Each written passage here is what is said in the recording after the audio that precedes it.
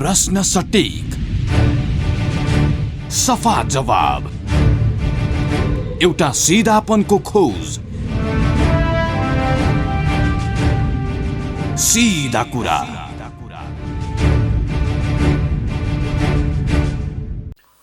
नमस्कार, सीधा कुरामा स्वागत छ। म कृष्ण तिमल सिन्हा। आज 279औं पृथ्वी जयन्ती राष्ट्र निर्माता पृथ्वीनारायण शाहको सम्झनामा देशभर विभिन्न कार्यक्रम भइराखेका छन्, जसले नेपाल राष्ट्रको परिकल्पना गर्यो। गोर्खाको एउटा सानो राज्यबाट सुरु भएको एकता अभियान नेपाल राष्ट्र निर्माणका सन्दर्भमा सार्थक भएको एउटा ऐतिहासिक कालखण्डलाई बिर्सिएर पछिल्ला दिनहरूमा राजनीतिक नेतृत्वको बहकावमा लागेर हामीले राष्ट्रिय एकता दिवस मनाउन पनि छाडेका छौँ। किनकि राष्ट्रिय एकता दिवसका दिन नेपाल सरकारले दिने गरेको बिदा 62-63 को जनआन्दोलन पछाडिको रापमा त्यसलाई मेटाइएको पनि हो। बीचमा एक वर्ष राष्ट्रिय दबावका बीचमा त्यो राष्ट्रिय उत्सवमा परिणत भयो। त्यसभन्दा पछाडि फेरि जनस्तरबाट एकता दिवस मनाइँदै आएको छ। आजको यो बसाइमा हामी पृथ्वीनारायण शाहको सम्झना गर्छौँ। राष्ट्रिय एकता दिवसको सन्दर्भमा विशेष चर्चा गर्छौँ। विशेष गरी पछिल्लो कालखण्डमा राष्ट्रिय एकतामा खलल पुगिराखेको अभिव्यक्ति आइरहँदा पृथ्वीनारायण शाहको विचारको यति बेलाको सार्थकता के रहन्छ अनि समग्र नेपालको राष्ट्रिय राजनीतिको विषय पनि आज हामी यो बसाइमा जोड्नेछौँ। हामीसँग राष्ट्रिय प्रजातन्त्र पार्टीका नेता राजाराम श्रेष्ठ संवादमा हुनुहुन्छ। स्वागत छ। नमस्कार, धन्यवाद। आज पृथ्वीनारायण शाहको जन्म जयन्तीको दिन पृथ्वीनारायण शाहको फोटोमा माल्यार्पण गरिसके पछाडि मात्रै औपचारिक कार्यक्रमहरू अगाडि बढाउने तपाईँको पार्टी, त्यस हिसाबमा तपाईँले आजको यो संवादमा जोडिराखेका छु। आजको दिनमा राष्ट्रिय एकता दिवसको सार्थकता र सान्दर्भिकता कसरी अर्थ्याउनुहुन्छ?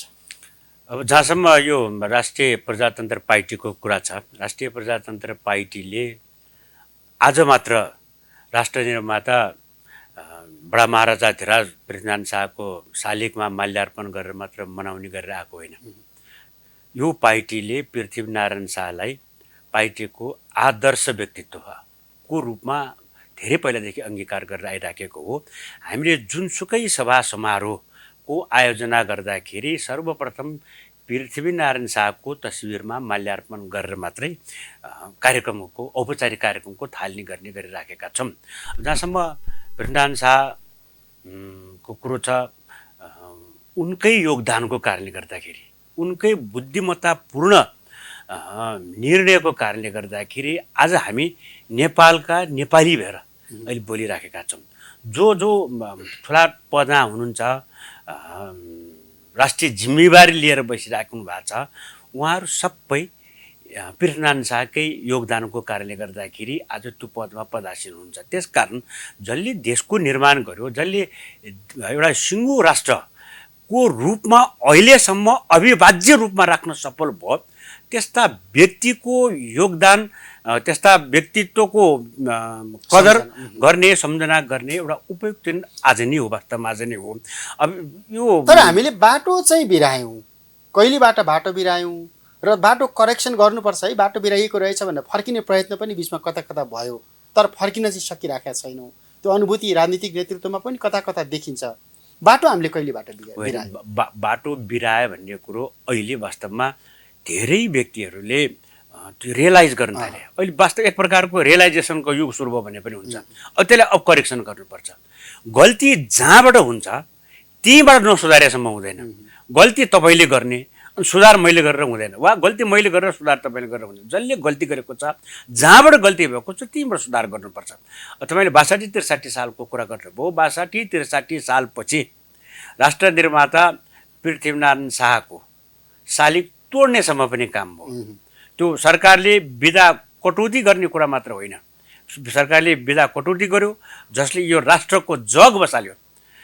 ती व्यक्तिको जन्म जयन्ती एउटा एकता दिवसको रूपमा मनाएर आउने जुन परम्परा थियो, त्यो परम्परालाई तोड्ने, अनि विधा कटौती गर्ने अवस्था पनि आयो। विधा कटौती पनि किन गरेको भने भन्दाखेरि नेपाली जनतालाई रिझाउनु होइन। यो पृथ्वीनारायण शाहको जन्म जयन्ती र एकता दिवसको विधा कटौती गरेर वा त्यसलाई सार्वजनिक रूपमा राष्ट्रिय दिवसको रूपमा नमनाएर नेपाली जनता सुखी हुने खुसी हुने होइन, विदेशीलाई रिझाउनुको निमित्त चाहिँ विधा कटौती गर्ने काम हो 1963 सालको आन्दोलनपछि।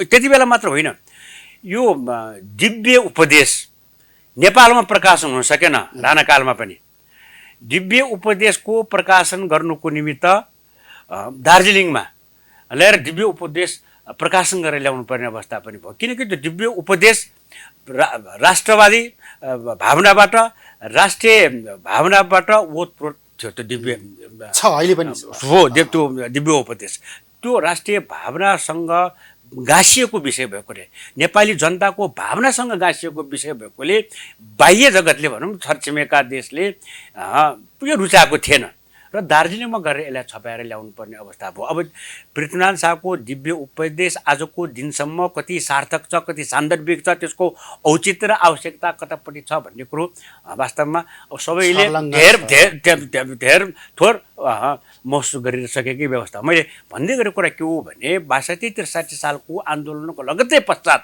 एउटा यत्रो सिङ्गो राष्ट्र निर्माण गर्ने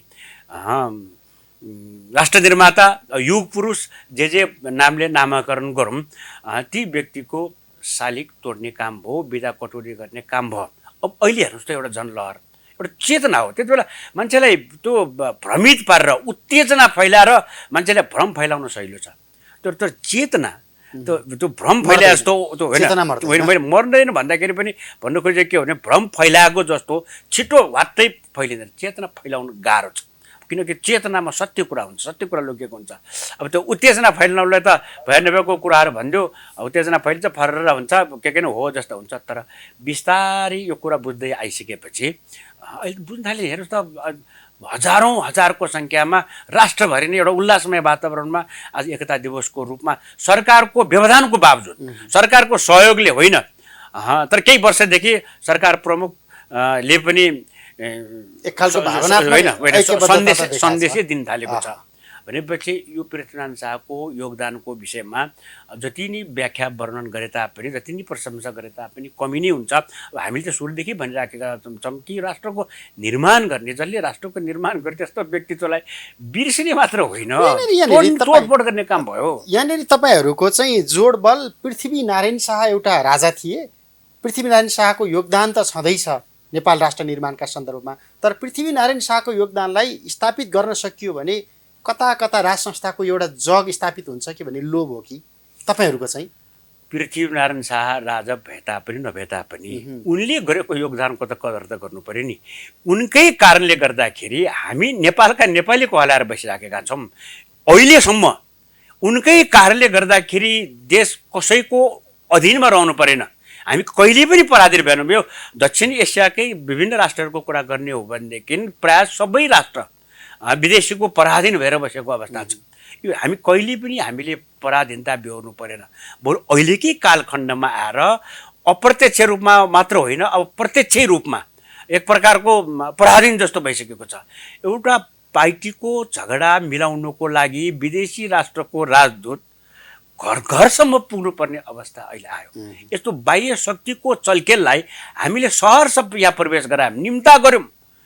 कोही शक्ति पश्चिमतिर के अरे दक्षिणतिर मुख ताकेर बस्ने, कोही पश्चिमतिर, कोही उत्तरतिर मुख ताकेर बस्ने, कोही कतातिर अडेस लाएर बस्ने, अडेस खोजेर बसिरहेको छ। कसैले दक्षिणतिर अडेस लाग्नु खोज्ने, कसैले पश्चिमतिर।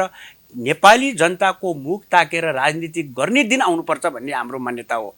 त्यो पृथ्वीनारायण शाहलाई सम्झेर राज संस्था को सम्झना गराउने वा राज संस्था पुनर्स्थापित गराउने कुरामा सहिलो हुन्छ भन्ने मात्र विषय त्यसमा गाँसिएको छैन। हामीले खोजेको कुरा के हो भने नेपालीले खोजेको राजनीति, नेपालभित्रको राजनीति हामीले खोजेको।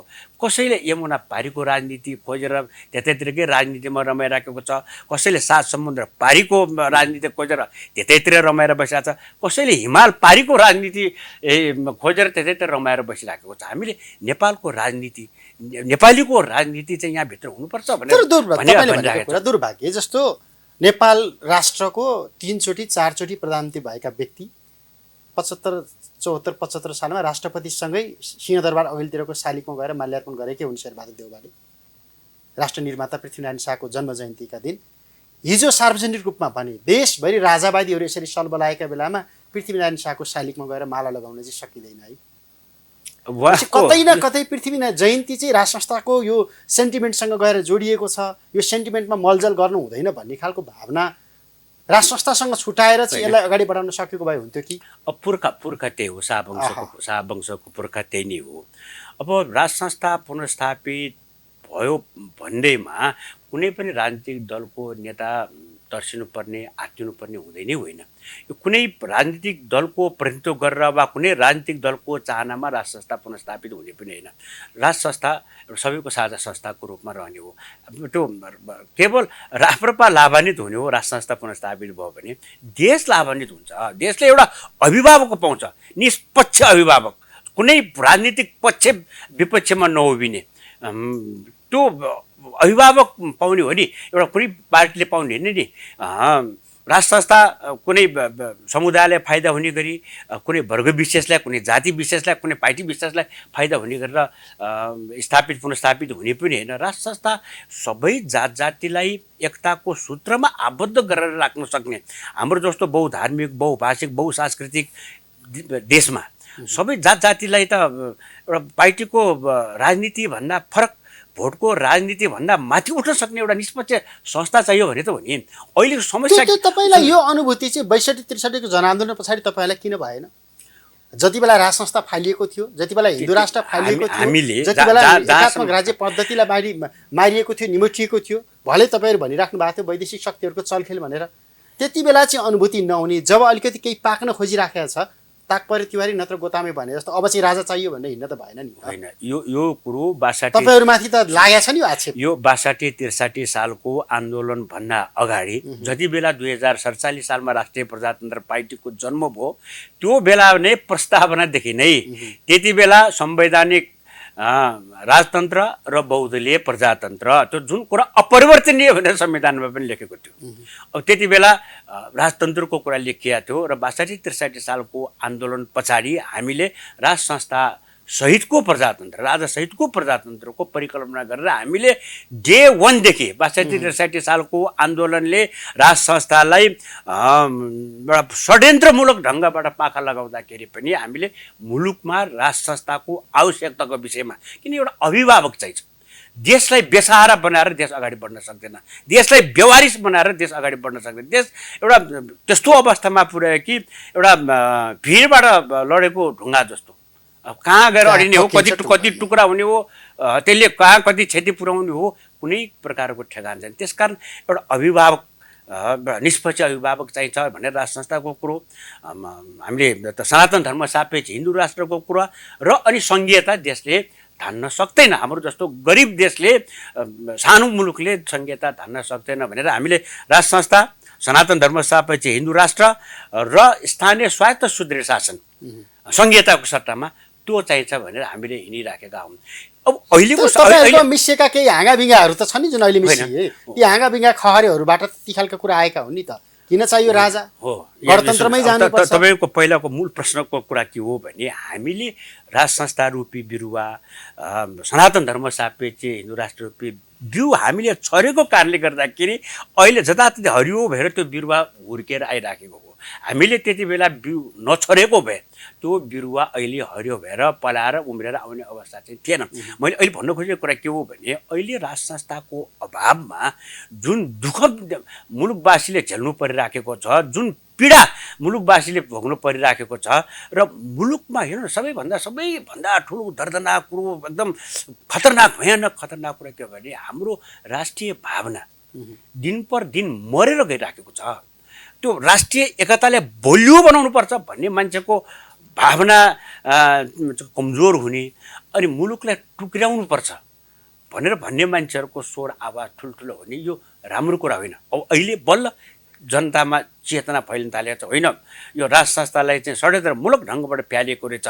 एउटा राजा फ्यालेर यो हजारौँ राजाहरूले भ्रष्टाचार गर्ने, देशलाई लुट्नको निमित्त चाहिँ राज संस्था फ्यालिएको रहेछ। हाम्रो पहिचानको रूपमा, सम्पूर्ण राष्ट्रको पहिचानको रूपमा, सान र गौरवको रूपमा रहेको हिन्दू राष्ट्रलाई मेटाउने काम यिनीहरूले गरेको रहेछ भन्ने कुरा थाहा भयो नि। त्यही त अहिले के हो समस्या यो हो कि अहिले फेरि यो लोकतन्त्र र के अरे प्रजातन्त्रको कुरा छ। नेपाली जनताको प्रजातन्त्रलाई उकेलेर विदेशीको लोकतन्त्र ल्याएर यहाँ रोप्ने काम भयो। तात्विक अन्तर के पर्यो? झन् पो अधिनायकवाद, एकदलीय अधिनायकवाद बढ्ने अवस्थामा देश पुग्यो। नेपाली जनताको अभिभावकलाई पाखा लगाएर पन्चाएर फ्यालेर विदेशीलाई अभिभावक मान्ने जुन परम्परा खास गरी 62-63 सालबाट सुरु भयो, त्यसको दुष्परिणाम हामीले भोग्नु परिरहेको नि। हामीले के भनिरहेको छौँ भने देश बलियो हुनु पर्यो, पार्टीले प्राथमिकता पाउने। पार्टी भन्दा पनि अहिलेको राजनीति के छ भने व्यक्ति केन्द्रित राजनीति भयो।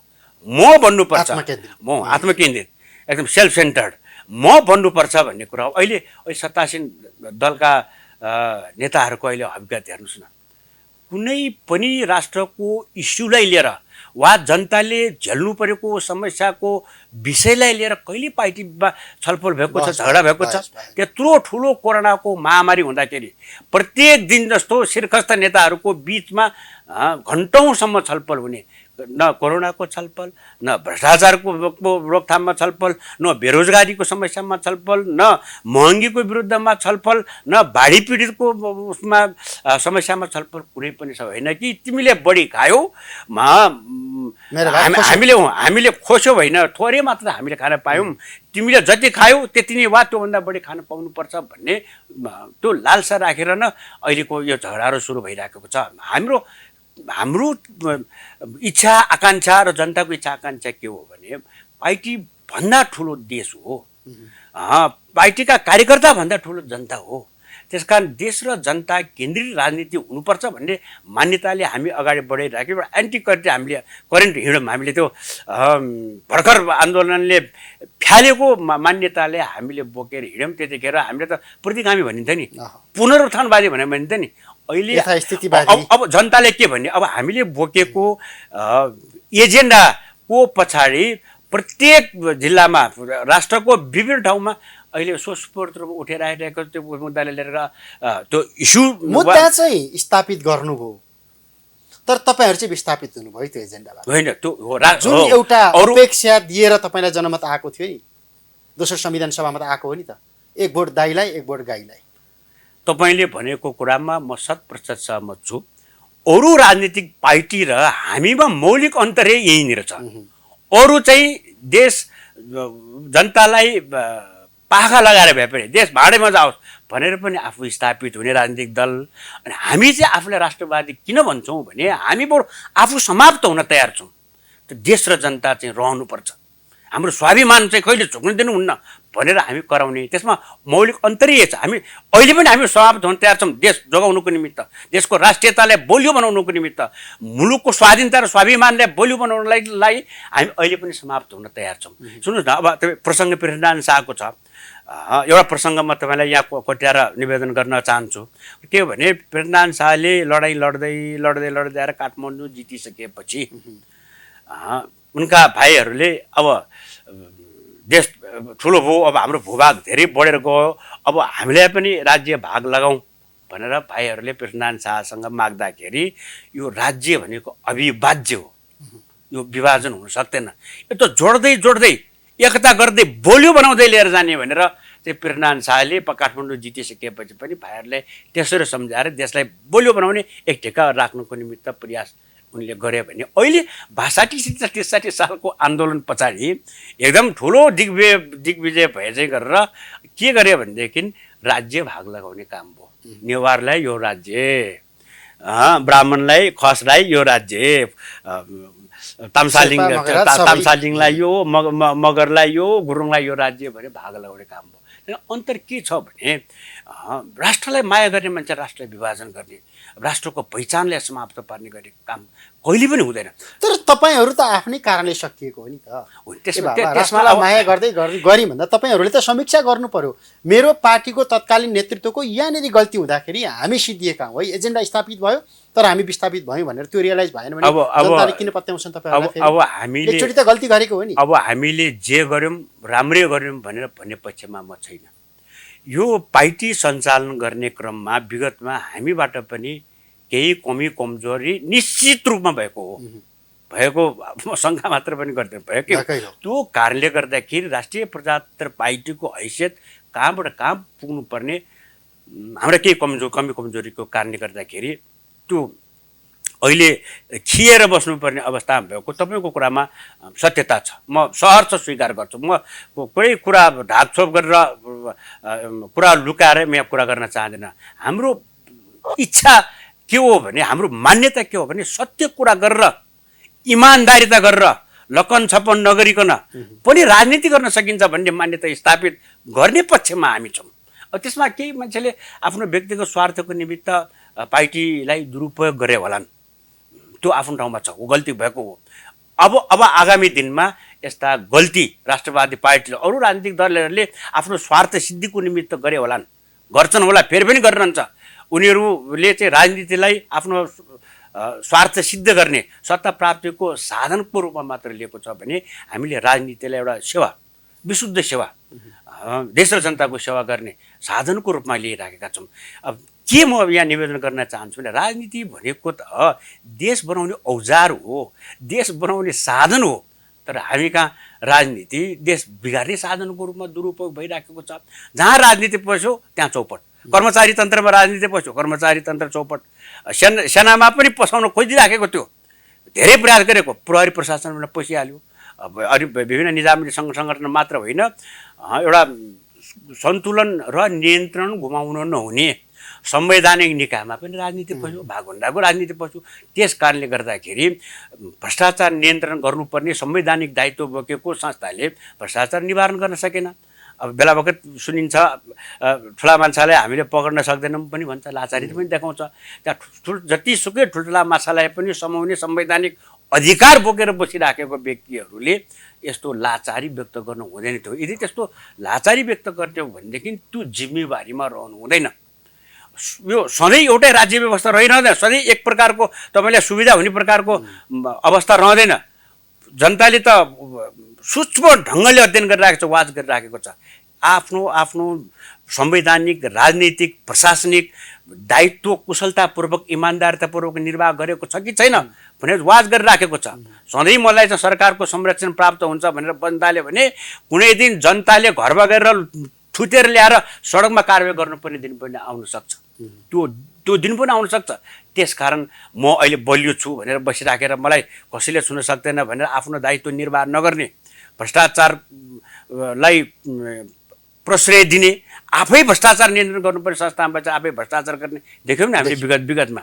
एउटा आयुक्त जस्तो विषयले अड्डा खोलेर भ्रष्टाचार गरेर बसिराखेको। अब प्रधानमन्त्रीको निवास कोही जग्गा अब ललिता प्रकरणको रूपमा बेचेर खाएको अवस्था छ। अब भ्रष्टाचारको कुरा गर्ने हो भनेदेखि त ब्रह्म लुट्छ भनेर साध्य नै छैन।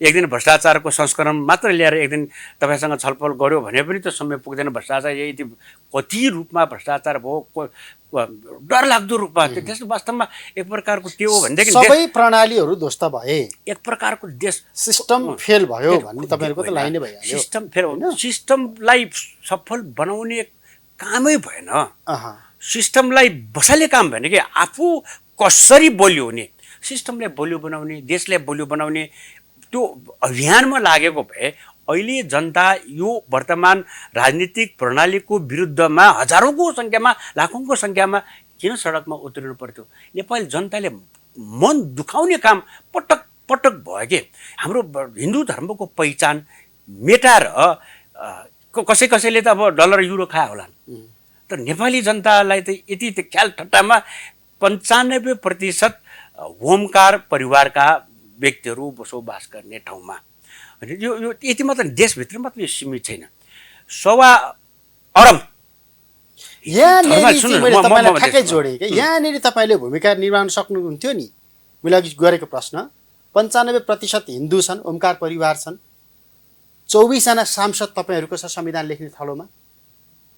जनताबाट यो खालको अभिमत आएको छ, हामी यो संविधान मान्दैनौँ भनेर तपाईँले त्यतिखेर विद्रोह किन गर्नु भएन?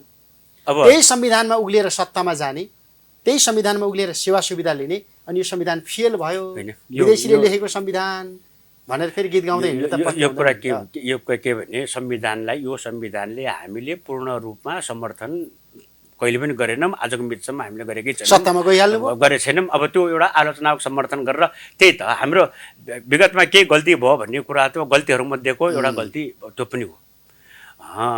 तपाईँले भनेको कुरामा विमति म राख्दिनँ। गल्ती भयो, गल्तीलाई ढाकछोप गर्ने कसैले पनि गर्नु हुँदैन। अब म त गर्दिनँ होइन, जतिसुकै क्षति बेहोर्नु परे तापनि गल्ती भएकोले गल्ती भएकै हो भन्नुपर्छ। यो गल्तीमा चाहिँ हामीले खोज्नुपर्ने के हो भने त्यसमा नियत कस्तो छ। बेइमानी नियत राखेर त्यो गल्ती गऱ्यो पनि त्यो अक्षम्य हुन्छ। काम गर्ने सिलसिला काम गर्दै गयो, त्यसमा खोट लगाउने ठाउँ चाहिँ कतिखेर हुन्छ भने अब त्यसमा नियत बदमासी छ, बदमासीको नियत राखेर गएको छ भनेदेखि त्यसमा त्यो क्षम्य हुँदैन। काम गर्दै गल्ती हुन्छ। गल्ती भएको, सामान्य गल्ती भएको कुरालाई त्यो जनताले क्षमा दिने काम पनि हुन्छ। जो अक्षम्य कुरा चाहिँ के हो भने नि तपाईँको धर्मनिरपेक्षता चाहिँ जुन कुरा लाद्यो नि यहाँ, त्यो विदेशीको चाहना बमोजिम कि धर्मनिरपेक्ष सबै धर्मको बिचमा बराबर भनेर म तपाईँले प्रश्न गर्न चाहन्छु, पशुपतिनाथ र मक्का मदिना नेपाली जनताको लागि एउटै हुन्छ? भ्याटिकन सिटी र लुम्बिनी एउटै हो भने नेपाली जनताले मान्न तयार हुन्छ? अनि यस्तो घाइजात्रे कुरो हो। नेपाली जनताको चाहना एक ठाउँमा छ, अनि अर्को कुरा जबरजस्ती लादेर छ, त्यसपछि नेपाली जनताले त त्यसलाई स्वीकार गर्ने कुरा नै हुँदैन। त्यसकारण संविधानमा खोट छ। त्यो खोट भएको संविधानलाई नेपाली जनताले शिरमा राखेर हिँड्न सक्दैन। संविधान त्यस्तो बनाउनु पर्छ कि नेपाली जनताको सहमतिमा, नेपाली जनताको अभिमत लिएर संविधान बनाएको भए त्यो संविधान शिरमा राखेर हिँड्ने संविधान हुन्थ्यो। अहिले त्यो संविधान खल्तीमा हालेर हिँड्ने अनि हातासम्म लिएर हिँड्ने, मौका परे च्यात्ने संविधान छ। अनि त्यो संविधान अन्तर्गत चलेको शासन पद्धतिले नेपाली जनताको उचित रूपमा न प्रतिनिधित्व गर्न सक्छ, न त्यो नेपाली जनताले त्यसलाई समानतापूर्वक स्वीकार गर्न सक्ने परिस्थिति त्यो भयो। अहिले त तपाईँहरूलाई अवसर छ नि त। अब देश चुनावमा गएको छ, पहिलाको जनमत अब काम छैन, नयाँ जनादेशको लागि जान्छु प्रधानमन्त्री लागिराख्नु भएको छ। जानुस् न त चुनावमा, किन सरकारको विरोध गरेर सडकमा बस्या? जनताकोमा ढ्वाङ थाप्न जानु पर्यो नि। सरकारले गल्ती गरे, अब हामीलाई देऊ, हामी सच्याउँछौँ। अवसर हो नि त। हामीले जनतालाई जानी बेइमानी कहिले गरेका छैनौँ, गर्दैनौँ पनि, गर्नु पनि हुँदैन। हामी जनतामा जानुको निमित्त हामी त तयार छौँ नि। यो सच्चा मानेमा अब प्रजातन्त्रवादी भन्यो भनेदेखि अलिकति अवरगमन शब्द भ्यानिकारी यो अब लोकतन्त्रवादी हामी हौँ भन्ने कुरो चाहिँ अब देखाउनेको भन्दा पनि व्यवहारमा यो लोकतन्त्र प्रजातन्त्र भनेको वास्तवमा आचरण व्यवहार हो कि नारा मात्र होइन नि, एउटा जीवन पद्धति हो नि। त्यो जीवन पद्धतिलाई सम्मान गर्ने क्रममा हामी जनतामा जान हामी जहिले पनि तयार छौँ। यो ताजा जनादेशको जुन कुरा छ त्यसमा जानुको निमित्त जनतामा गएर आफ्नो अभिमत राख्ने, आफ्नो मत राख्ने, आफ्नो समर्थन जनतामा प्राप्त गर्ने कुरामा त हामी सधैँ छौँ। अब लोकतन्त्रको कुरा गर्ने अनि जनादेशमा जानु पनि डराउने, खुट्टा कमाउने कुरा पनि हुँदैन। हामी सधैँ जनताले दिने न्याय त्यो चाहिँ त्यो उचित हुन्छ। त्यो अन्तिम त निकास हुँदै भएन, पाउँदै पाएन भनेदेखि जनतामै हो नि। अब यो प्रतिनिधि सभा जुन संसद हो त्यसले जनताको भावनालाई प्रतिनिधित्व गर्न सकेन, यसले सरकार चलाउन सकेन, यसले देश चलाउन सकेन भने त जाने त ताजा जनादेशमै। तर सरकार उत्पादन गर्न सक्ने क्षमता त राख्थ्यो। कानुनको विद्यार्थी हुनुहुन्छ, होइन संविधानको तपाईँले पनि पढ्नु भएको छ। अहिले सरकारले सही गर्यो कि गलत गर्यो भनेर चाहिँ सही सुझाउनु पर्यो नि। यही संसदबाट सरकार परिवर्तन गर्दा पात्र परिवर्तन हुन्छ। झन् भ्रष्ट चरित्रको, झन् अपराधी पृष्ठभूमि भएका पात्र आएर मुलुक र मुलुकवासीले के पाउँछन् भने त्यसकारण अब ताजा जनताले हेरिसकेको छ कि को ठग्ने, को साँच्चैकै काम गर्ने, कसले कुरा गर्ने, कसले काम गर्ने भने जनताले अहिले चिनिसकेको अवस्था छ। यो हाम्रो राजनीति, हाम्रो कार्यप्रणाली त यो त पुरा राजनीति भन्ने त गफ रहेछ कि भन्ने नेपाली जनताले भन्न थाल्यो। नाराको पछाडि कुद्या छ, सत्यको पछाडि पनि छैन, कामको पछाडि पनि छैन। हामीले खोजेको, नेपाली जनताले खोजेको राजनीति गफको राजनीति होइन, कामको राजनीति, नाराको पछाडि होइन, कामको पछाडि के यो गर्छु, यो गर्छु, त्यो गर्छु भन्ने सबैले भन्ने, यो गरेँ भन्न सक्नु पऱ्यो नि त। अहिले नेपाली जनता त्यति थाहा नपाउने, चाल नपाउने नेपाली जनता छैन कि।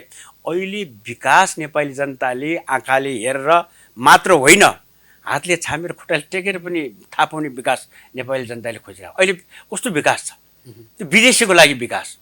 कि विदेशको लागि विकास के हो भने हामी यहाँ विकास गर्दैछौँ भन्ने विदेशलाई देखाउने अनि बाहिरबाट विदेशी सहायता ल्याउने, त्यो एउटा एक प्रकारको विकास। अर्को भ्रष्टाचारको निमित्त विकास। अब त्यो भ्रष्टाचार गरेर त के काम गरे जस्तो देखाउनु पऱ्यो नि त। अनि के काम गरे जस्तो देखा अनि त्यसको निमित्त भ्रष्टाचारको निमित्त विकास।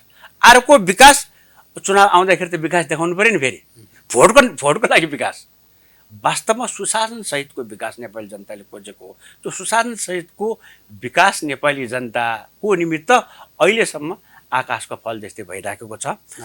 अब राजनीति सुध्रिन्छ कि भन्ने एउटा सङ्केत कतैबाट आशाको किरण राजनीति सुध्रिन्छ कि तपाईँले अघि बिचमा प्रयोग गरेको सुध्रिन त पर्छ नै, दलीय तानाशाह, निर्वाचित तानाशाह भनेर भनिराखिएको छ नि, त्यो कोर्समा राजनीति जान्छ। चुनाव भइदिएन भने के हुन्छ? चुनाव हुनुपर्छ, चुनाव हुनुपर्छ। भइदिएर अब त्यस्तो अब जबसम्म मैले चुनाव जित्ने अथवा मेरो समूहले चुनाव जित्ने अनुकूलता बन्दैन भने म चुनाव किन गर्छु? मेरो राजनीतिमा स्थापित भएको मान्यता त हो नि। अब यस्तो त्यो स्वार्थले भरिएको राजनीति अब चाहिँ देशमा चल्दैन कि भन्नेमा गरौँ न। अपेक्षा मात्रै रह्यो, कति नकारात्मक कुरा मात्र गर्ने। अब एउटा सकारात्मक प्रभाव राजनीतिमा पर्दै जान्छ भन्ने आशा पनि गरौँ न। एउटा सकारात्मक सोच राखेर पनि जाउँ। अब सबै नेगेटिभ मात्र नसोचौँ। अब जे हुन्छ राम्रो हुन्छ, अब जे गर्छ राम्रो गर्छ भन्नेतर्फ पनि अब हामी जाउँ। अब हिजो जस्तो देश भड्खालोमा जाने किसिमको मात्र राजनीति हुन्छ भन्ने कुरा नसोचौँ। अब एउटा राष्ट्रवादी भावना नेपाली जनतामा सनै पलाउँदै आएर एउटा प्रस्फुटित हुने अवस्थामा पुगेको छ। अब राम्रो हुन्छ भन्नेतर्फ लागौँ। अब अन्त्यमा छौँ।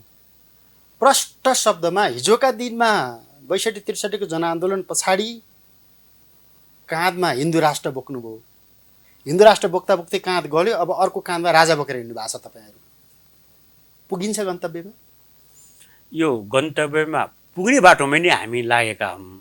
हाम्रो गन्तव्य र मन्तव्य फरक छैन। जे गन्तव्य त्यही मन्तव्य, जे मन्तव्य त्यही गन्तव्य हो। एउटा काँधमा सनातन धर्म सापेक्ष हिन्दू राष्ट्र हामीले बोकेकै हो, अर्को काँधमा राष्ट्र संस्था सहितको लोकतन्त्र बोकेकै हो। त्यो काँध जति बोके पनि थाक्ने काँध होइन। किनकि त्यो विदेशीको भारी हामीले बोकायो होइन कि। विदेशीले बोकाएको भारी बोकेको भए कहाँ ल्याएर बिसाउँ, कसो ल्याएर बिसाउँ भन्ने हुन्छ। यो नेपाली जनताले बोकाएको भारी एउटा गन्तव्यमा नपुगुन्जेलसम्म बिसाउनै मिल्दैन। तपाईँहरूले भारी बोकेको त्यो भारी गन्तव्यमा पुर्याउनको लागि त विदेशीले बोकाइदिएको भारी कतै ल्याएर बिसाउनु पर्ला नि।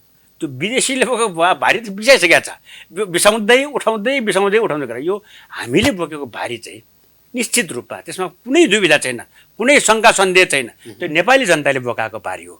नेपाली जनताले बोकाएको भारी बोक्दाखेरि काँध पनि दुख्दैन। त्यस्तो काँध दुख्ने अवस्था आयो भनेदेखि त नेपाली जनता त्यो काँध थाप्न तयार भइहाल्छ नि। त्यसकारण नेपाली जनताको भरोसामा, नेपाली जनताको आडमा, नेपाली जनताको समर्थनमा नै राजनीति गर्नुपर्छ। मैले अघि नै भने त्यो यमुना पारीको, हिमाल पारीको, सात समुद्र पारीको राजनीति होइन, नेपाली जनताको राजनीति चाहिँ अब हामीले यहाँ गर्न थाल्यौँ भने त्यो राष्ट्रको भारी बोकेर कसले काँध दुख्छ र भनेको। विदेशीले त कहिले आफूले सक्ने भन्दा बढ्दा धेरै भारी पनि बोकाइदिन्छ। किनकि ज्याला चाहियो नि, नुन खाएको छ नि विदेशीको नुन खाएपछि सके पनि त्यो भारी बोक्नुपर्छ, नसके पनि बोक्नुपर्छ। नसकेपछि के हुन्छ, नुन चाहिँ खाने अनि त्यहाँबाट बिक्ने, आफ्नो श्रम चाहिँ बिकाउने विदेशीको अगाडि, अनि म भारी बोक्दिनँ भन्न पाइन्छ? नसके पनि बोक्नुपर्छ। त्यो बोकायो, अब नसकेपछि अब छोडेर हिँड्नुपर्ने अवस्था हुन्छ। अन्त्यमा यो अराजकताले कति समयमा एउटा कोर्स लिएला र तपाईँले भने जस्तै खालको कोर्समा मुलुकको राजनीति जाला जस्तो लाग्छ? होइन, सरकारले अहिले निर्धारण गरेको मध्यावधि निर्वाचनको त्यो तिथिमा त चुनाव हुने आधारहरू अहिले लगभग देखिएका छैनन्। यस्तो प्रश्न चाहिँ हामीलाई भन्दा पनि त्यो फलित ज्योतिषहरूलाई ठ्याक्क सोध्यो भने त्यसको सही एन्सर ठ्याक्कै आउँछ। अब कति समयसम्म यस्तो हुन्छ विश्लेषण त गर्न भनेर सकिन्छ होइन, राजनीतिको राजनीतिक विश्लेषण राजनीतिक गर्दाखेरि नेतृत्वको मैले के मनोविज्ञान भने बुझ्न भने सकिन्छ। मैले त्यो अहिलेसम्म मैले देखेको आधारमा मैले के भने अब छिट्टो त्यो आशाको किरण अब हामीले अब देख्न पाउँछौँ भन्ने कुरा एउटा सकारात्मक परिवर्तनतर्फ गइराखेको छ अहिले। अब हिजोको पश्चिम दाहिना भएनन् उत्तर दाहिना भएनन् भने कसरी सकारात्मक भने अब हिजो पृथ्वीनारायण शाहको शालिग तोड्नेहरूले अहिले वक्तव्य विज्ञप्ति सिकेर निकालेर राष्ट्रिय एकता दिवसको शुभकामना दिन थालेको यसलाई शुभ सङ्केतकै रूपमा लिउँ न, यसले राम्रो हुन्छ। अब जे हुन्छ राम्रो हुन्छ भन्ने अघि पनि मैले निवेदन गरेँ। अब राम्रै हुन्छ। अब देश खोक्रो भइसकेको छ। योभन्दा बढी त अब लामो समय गयो भनेदेखि त हाम्रो देशै रहँदैन। अनि त्यसपछि यसरी हामी कुरा गर्नै पाउँदैन। हाम्रो राष्ट्रियता परिवर्तन हुने सम्भावना टटकारो रूपमा देखिराखेको छ। छिटोभन्दा छिटो परिवर्तन हुनुपर्छ। छिटोभन्दा छिटो हाम्रो देशलाई जोगाउने काम गर्नुपर्छ। विभिन्न तहबाट, विभिन्न समुदायबाट, विभिन्न ठाउँबाट त्यो कुरा हुनुपर्छ। देशले सबैले आफ्नो ठाउँबाट योगदान गर्नुपर्छ। देश डुब्यो भने त सिद्धिहाल्छ। त्यस कारण देश जोगाउने चाहिँ हामी जुनसुकै राजनीतिक दलका, जुनसुकै राजनीतिक मान्यता बोकेका हौँ, हामी जुनसुकै पेसा अँगालेका हौँ, जुनसुकै धर्म सम्प्रदायका हौँ, देश त हामी सबैको साझा हो नि। देश रह्यो भने नै हुन्छ। खेत रह्यो भने धान रोपौँला वा कोदो रोपौँला, गहुँ रोपौँला भनौँला। अब खेतै रहेन भनेदेखि के भयो भने यो रोप्ने त्यो रोप्ने भनेर विवाद गर्नु बेकार हुन्छ। त्यस कारण खेत जोगायो भने धान रोप्ने कोदो रोप्ने विवाद गरौँला। देश रह्यो भने अनि त्यसपछि कुन चाहिँ तन्त्र राख्ने, कुन चाहिँ बाध राख्ने भन्ने कुरा गरौँला। त्यस कारण देश जोगाउने कुरा महत्त्वपूर्ण कुरा हो। देश जोगाउनुपर्छ। देश जोगिन्छ के भन्ने आशा अहिले पलाइराखेको छ। हुन्छ। समय र सम्वादको लागि धन्यवाद। मेरो पनि धेरै धेरै धन्यवाद छ। नमस्कार। राजाराम श्रेष्ठ राष्ट्रिय प्रजातन्त्र पार्टीका नेता। समग्रतामा आज 279औं पृथ्वी जयन्ती राष्ट्र निर्माता पृथ्वीनारायण शाहलाई सम्झँदै गर्दा राष्ट्रिय एकताका कुरा गऱ्यौँ हामीले। प्रजातन्त्र, लोकतन्त्र अथवा गणतन्त्र थरीथरीका आवरणमा मुलुकमा परिवर्तन भित्राइएको छ, तर परिवर्तन जनपक्षीय भएको छैन, सार्थक भएको छैन। जनताले परिवर्तनको अनुभूति गराउन पाइराखेका छैनन् र भनिँदैछ विदेशीले बोकाएको भारीका कारण राजनीतिक नेतृत्वको काँध गलिसकेको अवस्थामा अब राष्ट्रिय आवश्यकता अनुकूलको परिवर्तन जरुरी छ। यसका लागि वातावरण बनिराखेको छ। जनताको मनोविज्ञान त्यही अनुसार विकास भइराखेको छ भन्ने आशय पनि रह्यो। आजको यो समय अनि संवादको लागि म राजाराम श्रेष्ठलाई फेरि पनि धन्यवाद दिन्छु। क्यापिटल टेलिभिजन हेर्दै गर्नुहोला। नमस्ते।